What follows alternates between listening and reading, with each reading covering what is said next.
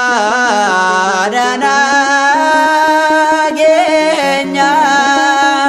Dobro Maariyaami abdiin keenya suma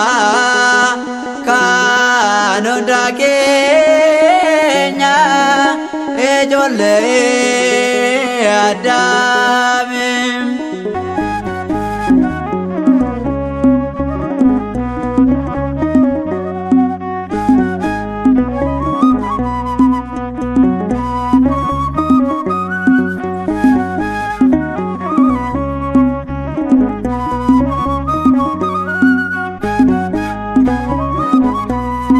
Maka kewame inafu bakete yahada wakayo kerani merete balbala jirenya kurtu jannadate ararse tu kenya baram kulkulete maka kewame inafu bakete yahada wakayo kerani merete balbala jirenya kurtu jannadate ararse tu kenya baram kulkulete.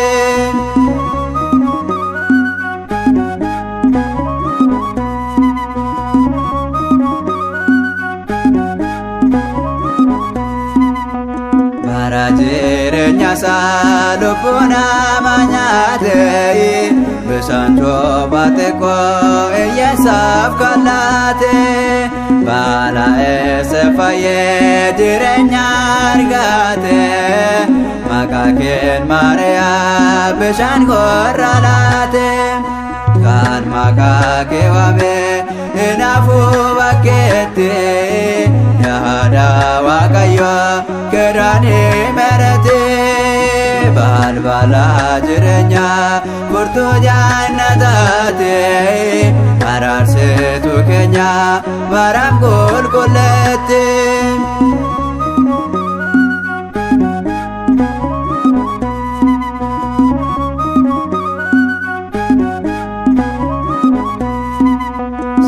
Baba ewani cufame jannane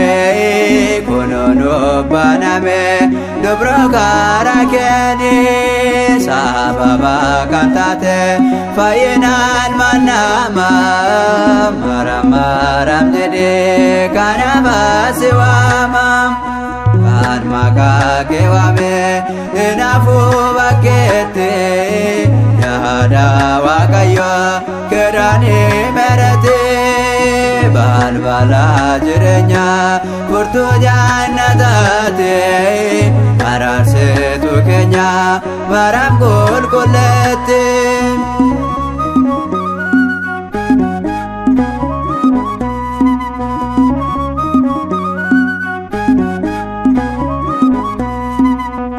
Maria jechuun kennafi qabeenya karaa ishee nu dhufe qorichi addunyaa ishee nuuf argame fayyin lubbu keenya wabeekuu yaaduma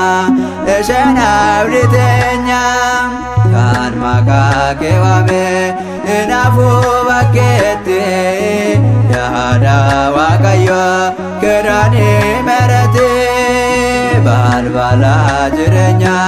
kurtu jannadate ararse tu kenya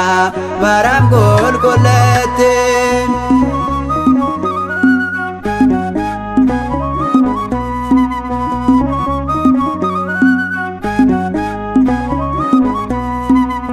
Karake argame fayyinni namoota barga dadarbe gamachoo daadata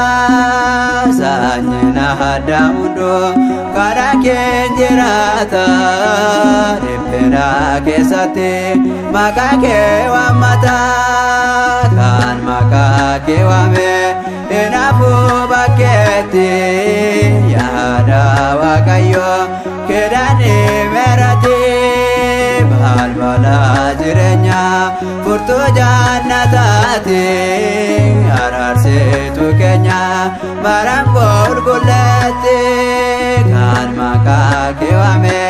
hinaafuu bakkeetti yaada Waaqayyo keedhaani marati balbala jireenya furtuu jannataati